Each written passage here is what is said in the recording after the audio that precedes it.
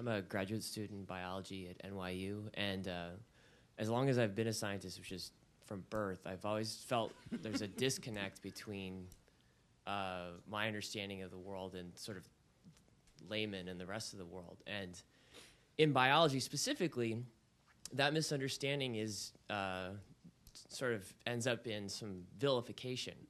And why is it that, my kind of question to everybody is, why is it that a physicist talking about string theory, people misinterpret him to believe it as some sort of proof of God or of spirituality, but a misinterpretation of biologists inevitably is some sort of demonic Frankenstein scenario? And I've never really understood that. Maybe you guys have a better viewpoint into it.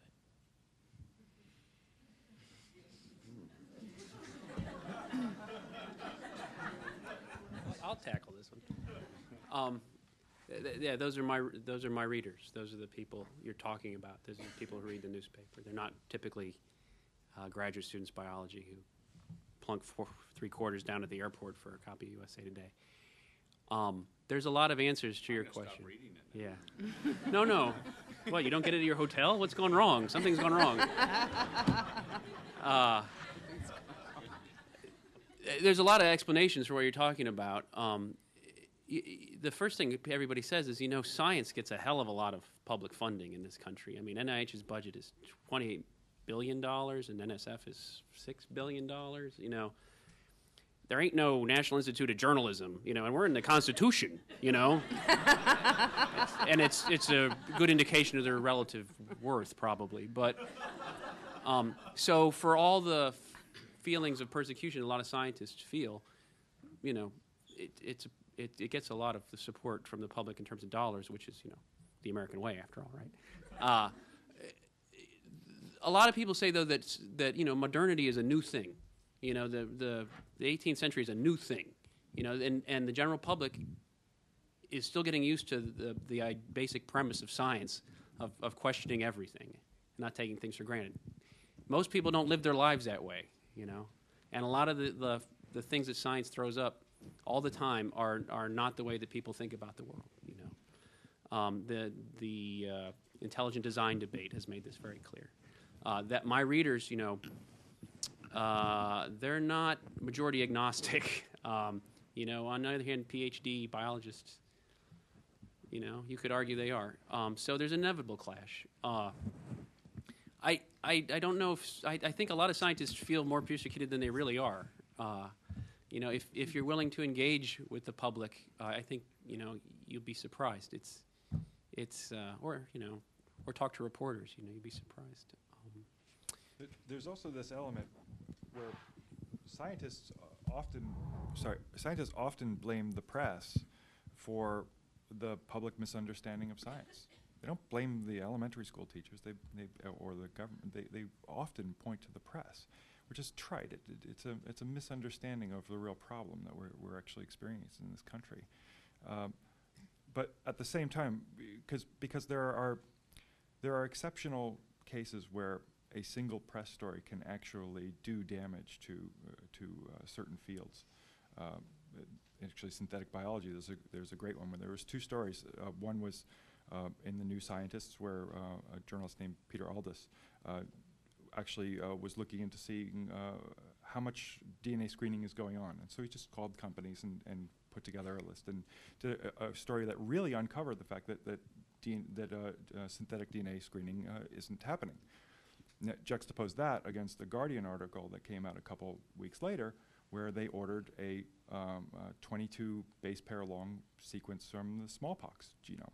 It was a degenerate one. It Right. wasn't even. Yeah, it wasn't even the sequence. They'd actually they'd actually engineered into it a stop codon, but and they turned out and did a story that basically said that implied that people could order parts of smallpox through the mail, and scared the hell out of people. And Congress actually, picked up on it.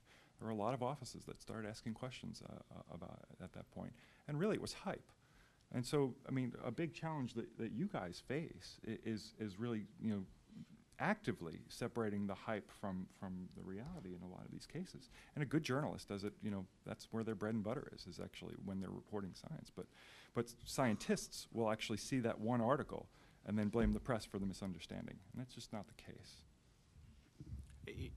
My situation may be unusual, and I've had a lot of bizarre things written about me in the press, but I've not felt vilified as being a scientist. In fact, I speak to wide and diverse audiences every week around the world, and I find the curiosity level extremely high. People are very excited about science. They're excited about where it's going and the hope that it has for providing a very different future than where we're going now. So I think it's mostly comes up in Hollywood scenarios, and you know, I don't think there's any movies yet where the scientist is the hero. I was sent several scripts during the genome race to do the human genome, but in every one, the maverick genome scientist who decoded the genome got killed off early in the movie. So,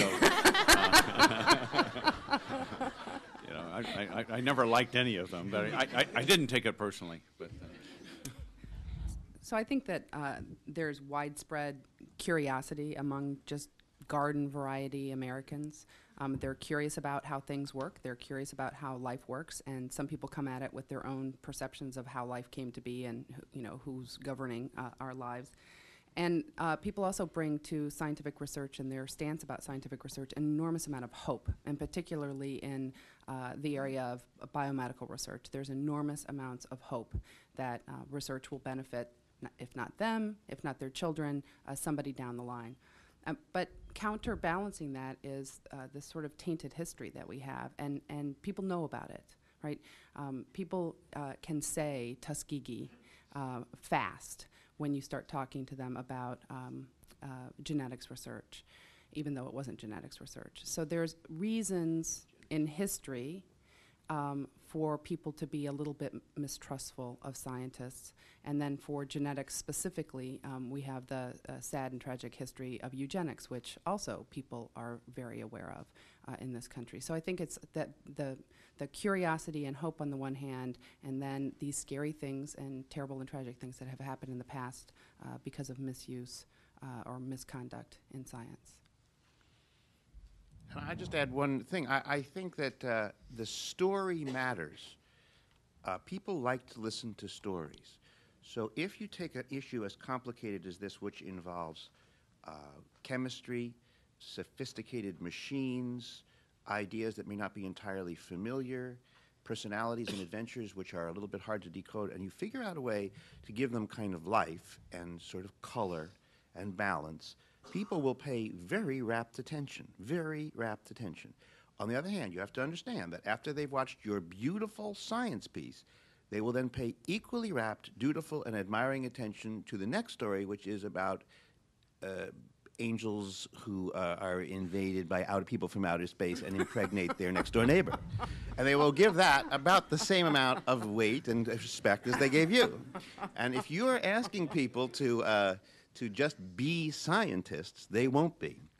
People will be many flavors. They will be mystics at 8 to 9, and they'll be scientists from 9 to 10, and then they'll take the two stories from 10 to 11 and mix them up. So you have to be grateful as a reporter that you got them from 8 to 9 or 9 to 10 or whatever. And if they've gone elsewhere from 10 to 11, well, that's their privilege. But I've often discovered that I can put a complex thought in people's heads and let it stay there just by the storytelling. So you want to make sure that you have hope in the story. If you have the room and the space, that the story matters.